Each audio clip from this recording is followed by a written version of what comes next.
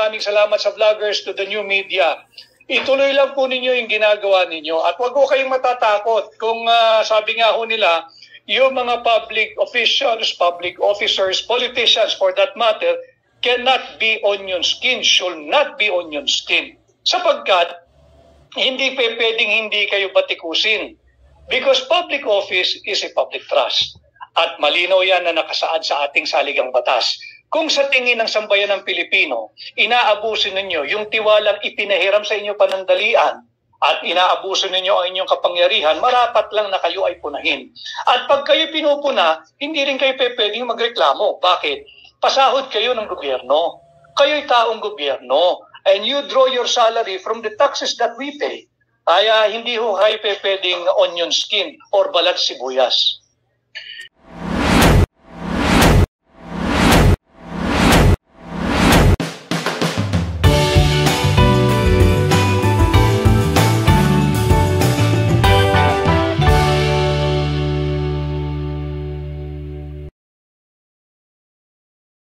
Naman na ang Kongreso, hindi po sila, unang-una, hindi sila law enforcement body. Pangalawa, hindi sila prosecution office na nasa ilalim ng Department of Justice.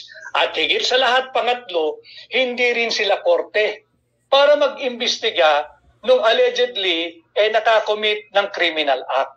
Hindi rin sila ang nararapat na ahensya na magsasabi kung sino yung guilty or not guilty. Because again, ladies and gentlemen, yung budget po na ginagamit sa kada hearing ng Senado o ng Kongreso, pera po ninyo yun, pera po ng Pilipino yun.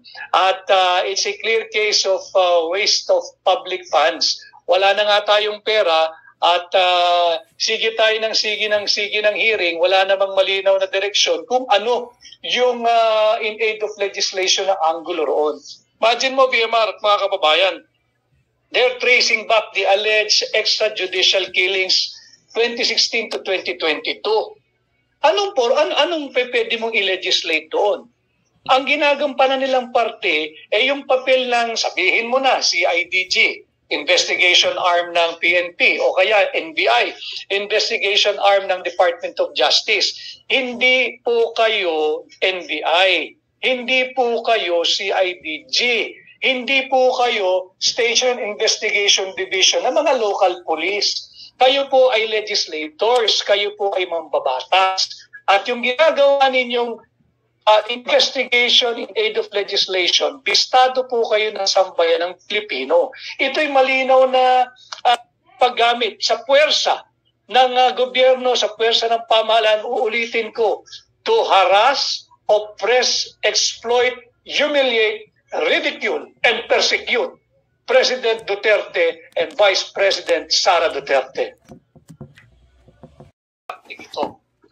Unang-una, yung pinagtatakpan nila pilit, etong galit na galit ang sambayan ng Pilipino. Hanapin ho natin, wag natin bitawan, wag nating tigilan.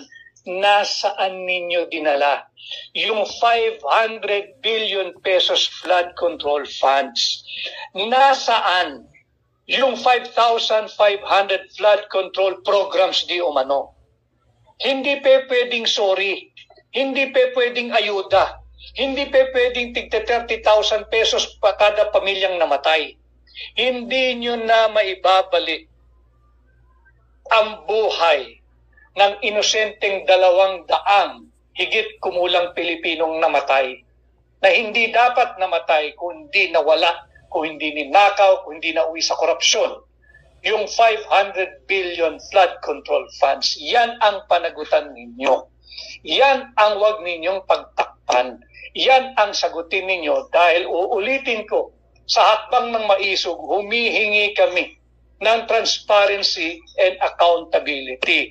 Do not use President Duterte or Vice President Sara Duterte para lang pagtakpan yung halos 3 taon, kalahati na kayo ng termino ninyo, wala pa kayong maipakitang accomplishment.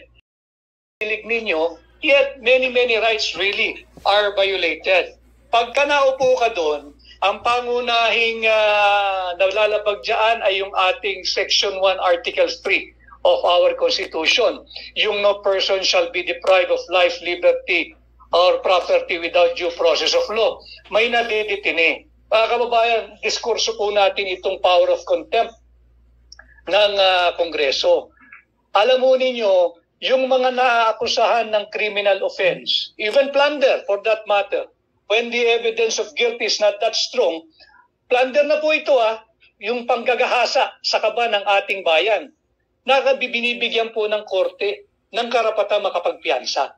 Dito sa mga congressional investigation, whether Senate or sa House of Representatives, pag sinight ka in contempt, hindi ka man makapagpiyansa. Dahil ginagawa nilang punitive yung nature ng contempt. Ito'y dapat lamang na to compel attendance. Pero kung hindi mo gusto, yung sagot ng resource person, yung sinasabi mong evasive, hindi yan dapat kino-contempt. At higit sa lahat, pag may kinontempt ka, hindi pwedeng ang paglaya niyan ay depende sa kapritsyo no nag-cite in contempt, whether committee or the House of Representative body as a whole. Kawawa naman yung inyong mga resource person. Bukod sa Section 1, linalabag din nila VMR yung Section 17 of Article 3, I believe, na sinasabing hindi tayo pwedeng gumamit ng force, violence, torture, intimidation, or harassment that tends to vitiate the free will. Dahil tatakutin ka Pag hindi gusto yung sagot mo, idadanggil sa'yo yung isasite kita in contempt. Hindi ba't intimidation yan? Hindi ba't harassment yan para magbago yung iyong pananalita, para magbago yung iyong tugon? And finally, yung ating po isa pang artikulo sa Section 3 ng ating saligang batas, yung right against self-incrimination. Walang tao, walang sino man ang pwedeng mamuwersa kahit kaninong tao na magtestigo laban sa kanyang sarili. Yan ang right against self-incrimination. And all of this are seemingly violated by these so-called congressional investigations in aid of legislation. Ito'y dapat malinaw sa ating mga kababayan kung bakit naninindigan ang hakbang ng Mariso at sumusuporta kay Pangulong Duterte. At bukod dyan, dagdag ko na lang, tayo rin po ay sumusuporta kay Vice President Inday Sara Duterte. Dahil nakikita ko natin mga kababayan, nakakabahala na ang ginagawa nila. Ginagawa nila ito kay Pangulong Duterte. Ang kasunod po nito, they will move for the impeachment of Vice President Inday Sara Duterte. Huwag ho tayong pumayag. Hindi dahil kayo'y supporter ni Vice President Inday Sara Duterte. Hindi ho. Huwag tayong pumayag dahil sinasalaula nila yung klaro, legal, constitutional at malinaw na mandato ni Inday Sara para maging pangalawang Pangulo. She got 32 million votes. More than 32 million votes. At nais sila siyang tanggalin para lang palitan ng tao nila na just in case hindi makatapos yung nakaupong Pangulo ng kanyang termino o magbitiw, kanila pa rin ang poder ng pamahalaan. Wag po tayong pumayag. We should not allow them to move for the impeachment of Vice President Inday Sara Duterte. Let us protect, not just Inday, let us protect the 32 million Filipinos who voted legally, lawfully, constitutionally, and in a democratic fashion for Vice President Inday Sara Duterte to be our Vice President. Protektahan po natin yung mandato ng 32 million Filipinos. Ang pagsasalaula, pang-aapi at pangungutsang ginagawa kay Pangulong Duterte at kasunod na ang impeachment ni Vice President Inday Sara Duterte. Huwag po tayong pumayag. It's time that ordinary Filipinos assert your right.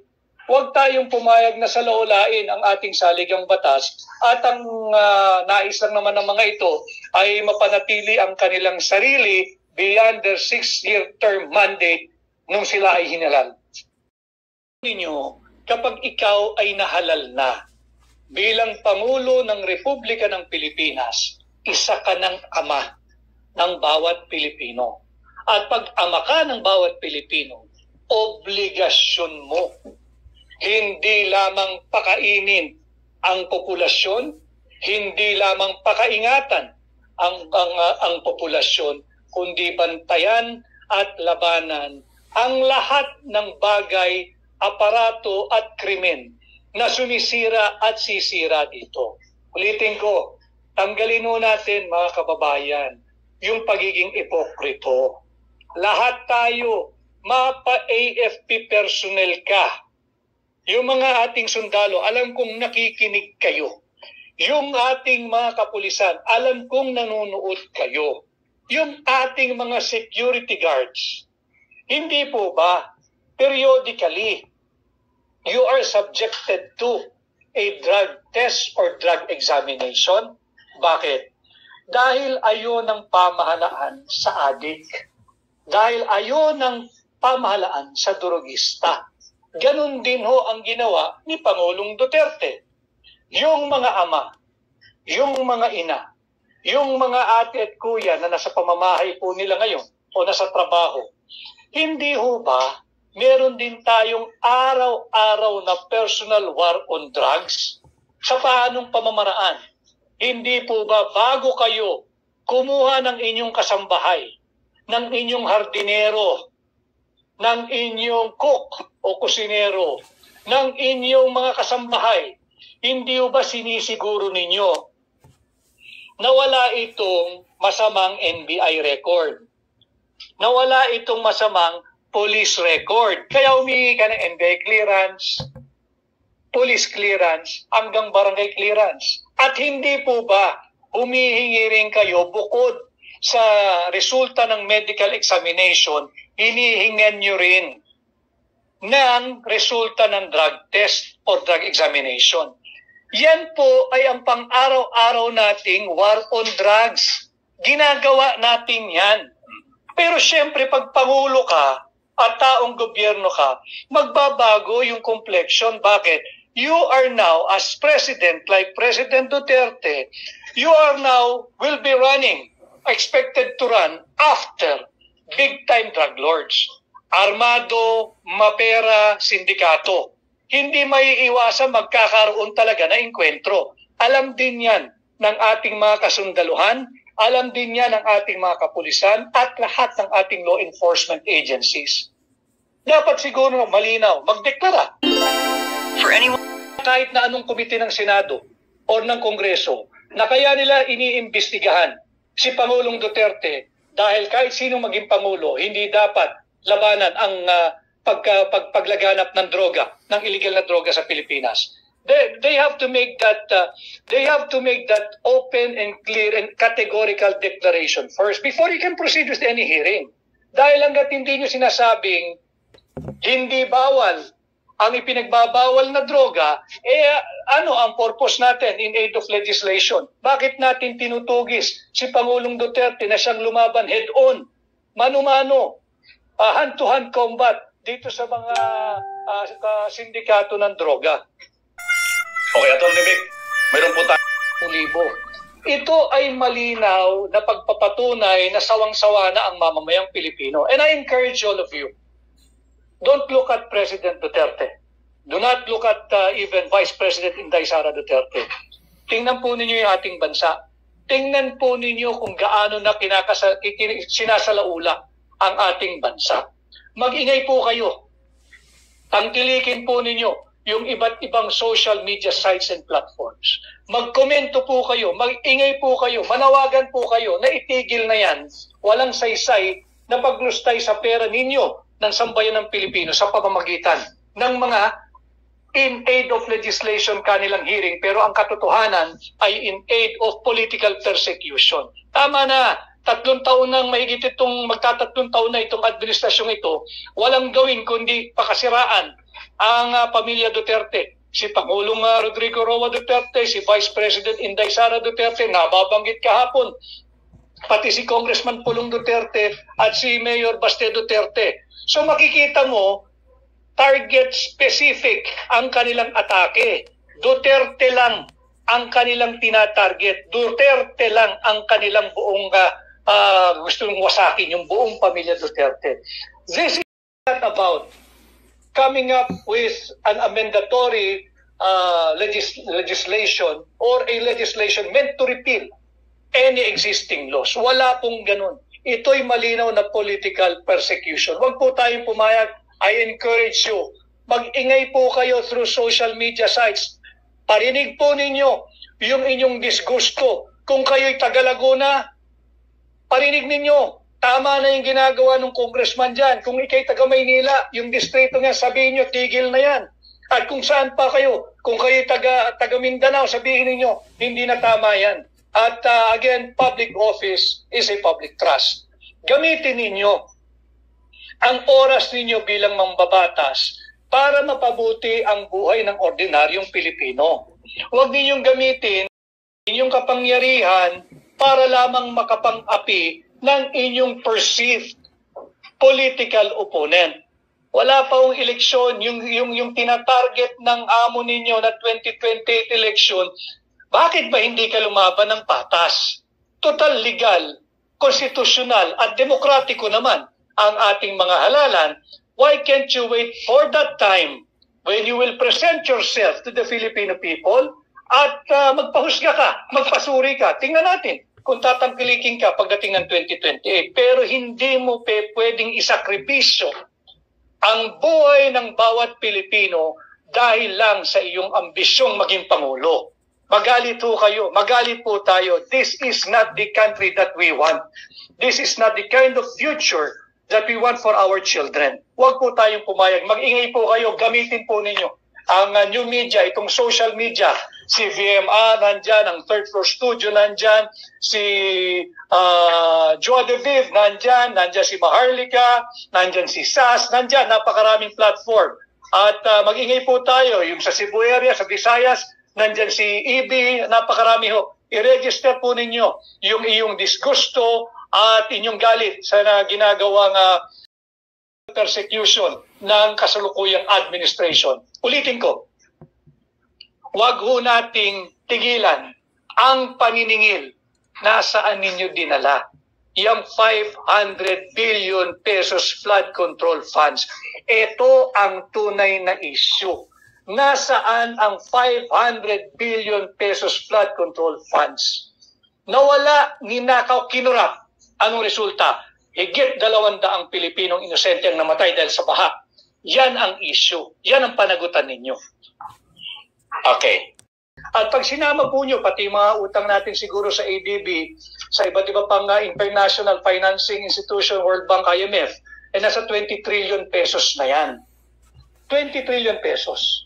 Hindi po libre yan. Babayaran po natin yan. At kasalukuyan, bawat isang Pilipino, pati ho yung pinapanganak, right at this very moment, may utang na ho ang anak ninyo o apo ninyo ng higit kumulang 140,000 pesos each. Pati ho ako, pati si Vermar, lahat po tayo. May utang na po tayo ng 140,000 each, bawat Pilipino. Nasaan yung perang yan? Yung sinasabi mong binentang ginto, may intellectual, may intelligent guest VMR. Sa tingin ko ginamit yan. Gusto nilang labanan ang patuloy na pagdausdos ng halaga ng piso kontra dolyar. Kaya nila linalabanan. Now, hindi nila malabanan. Bakit? Kahit ibenta mo lahat ng ginto ng Pilipinas, babagsak ang halaga ng piso dahil walang viable economic activity. Ang pinaka-economic policy ng administrasyong ito ay mamigay ng ayuda. Lubog na tayo sa utang.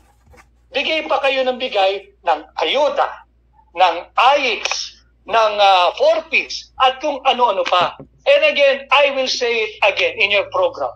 Itong mga ayuda, wala pong proven societal benefit ito. Wala po. Ang tanging napatunayan lang ng mga ayudang ipinamimigay sa inyo is for the advancement or for their own political aggrandizement. Yan lamang, para habang buhay kayong beholden o hawak nila sa liig at habang buhay nyo silang paulit-ulit na ibinoboto sa pwesto at patuloy lang yung kanilang political dynasties. Okay, Attorney.